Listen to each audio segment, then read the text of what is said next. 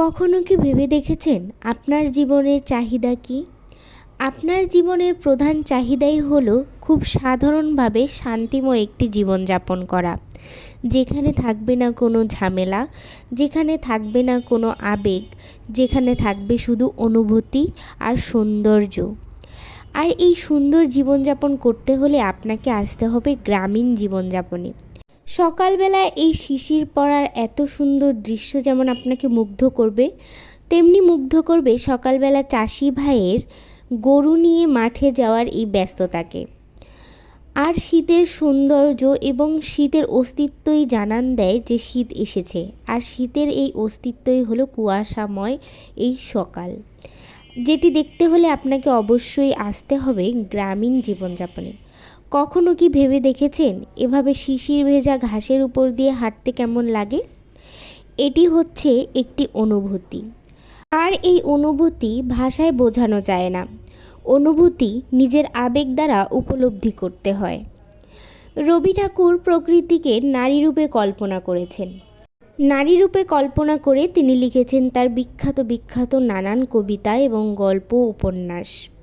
কখনো কি দেখেছেন পড়ন্ত বিকেলে সবাই নিজেদের কাজ শেষে এভাবে একপাশে আগুন পোহাচ্ছে এবং উপভোগ করছে শীতের এই সুন্দর বিকেল? জীবনানন্দ দাশ তার বিখ্যাত ঘাস কবিতায় ঘাসের নরম সবুজ সুঘ্রাণ এবং প্রকৃতির সাথে তার গভীর সম্পর্ককে অসাধারণভাবে চিত্রকল্পে তুলে ধরেছেন।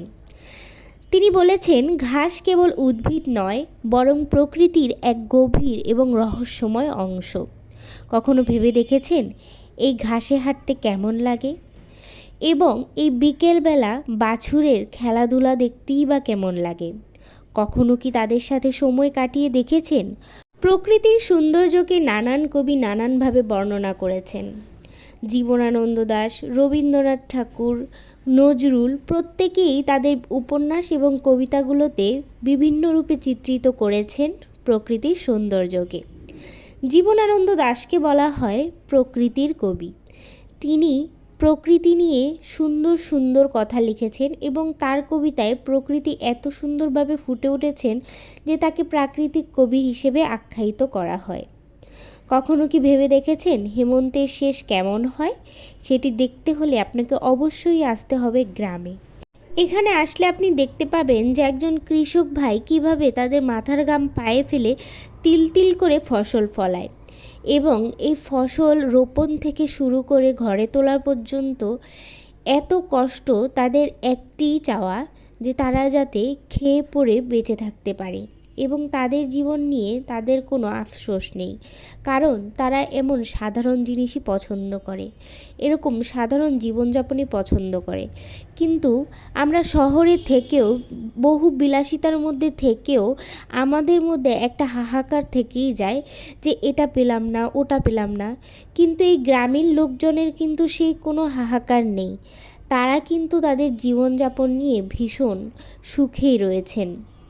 গৌরী প্রসন্ন মজুমদার লিখেছেন, বিশ্বকবি সোনার বাংলা নজরুলের বাংলাদেশ, জীবনানন্দের রূপসী বাংলা, রূপের যে তার নেই কোশিস।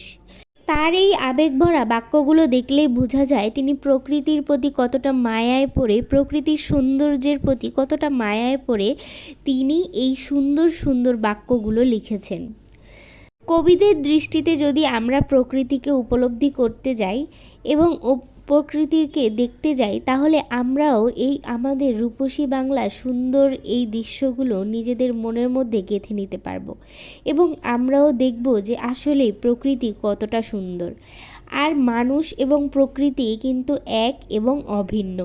আর এই সকল অনুভূতি আমাদের জানান দেয় যে গ্রামীণ জীবনযাপন কতটা সুন্দর এবং সাধারণ। নজরুল লিখেছেন, একি অপরূপ রূপে মা তোমার, হেরুন পল্লী জননী, ফুলে ও ফসলে কাদা মাটি জলে ঝলমল করে লাবণী। এই যে দেখুন, কৃষক ভাইয়ের হাত থেকে কোদাল নিয়ে নিজে চেষ্টা করছি তাদের দুঃখ, কষ্ট এবং পরিশ্রমকে উপলব্ধি করার জন্য। তারা কতটা পরিশ্রম করে এই মাটি খুঁড়ে এর মধ্যে ফসল ফলায় এবং এতে জড়িয়ে আছে তাদের অজস্র ঘাম। সারাদিন মাঠে রোদের মধ্যে তারা এই কাজগুলো করে থাকে এবং তিল তিল করে গড়ে তোলে বিভিন্ন ফসল। তাদের এই কষ্টকে উপলব্ধি করতে চেষ্টা করছি যে ঠিক তাদের কতটা কষ্ট হয় এই সকল কাজগুলো করতে এবং তারা ঠিক কতটা পরিশ্রম করে ফসল ফলিয়ে থাকে। আসলে মাটির সাথে মিশলে না মাটির গন্ধ উপলব্ধি করা যায়।